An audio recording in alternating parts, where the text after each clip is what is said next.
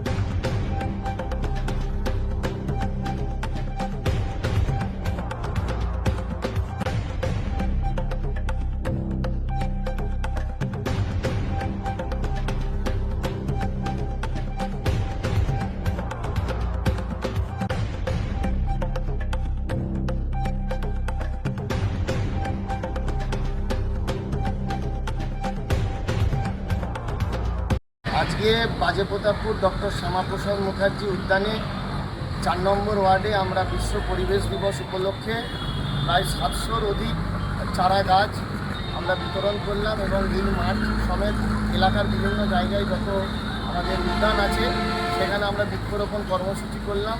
আমাদের মাননীয় মুখ্যমন্ত্রী শুভেন্দু অধিকারী মহাশয়ের নেতৃত্বে যেভাবে পশ্চিমবঙ্গ সরকার এগিয়ে চলেছে এবং সর্বদিকে যেভাবে এগিয়ে চলেছে, আমরা পরিবেশের দিকেও পিছিয়ে নেই, এই বার্তা মানুষের কাছে পৌঁছে দিতে চাই। এবং পরিবেশকে সবল সুস্থ রাখার জন্য আমাদের বৃক্ষরোপণ করা সবার জন্য জরুরি।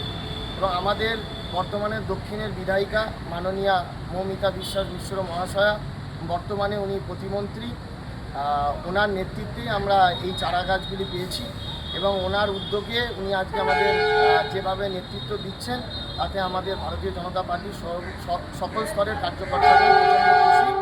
এবং এখানে প্রত্যেক এলাকার মানুষরা, আপামর এলাকাবাসী এই এলাকায় এসে আজকে যেভাবে আমাদের সঙ্গে সহযোগিতা করেছে তার জন্য ভারতীয় জনতা পার্টির সকল কার্যকর্তার তরফ থেকে আমরা তাদেরকে ধন্যবাদ জ্ঞাপন করি। আপনার নামটা বলবেন? আমার নাম অনিশ কুমার দাস এবং ভারতীয় জনতা পার্টির যুব মোর্চার কার্যকারিণী সদস্য এবং কাটোয়া সাংগঠনিক জেলার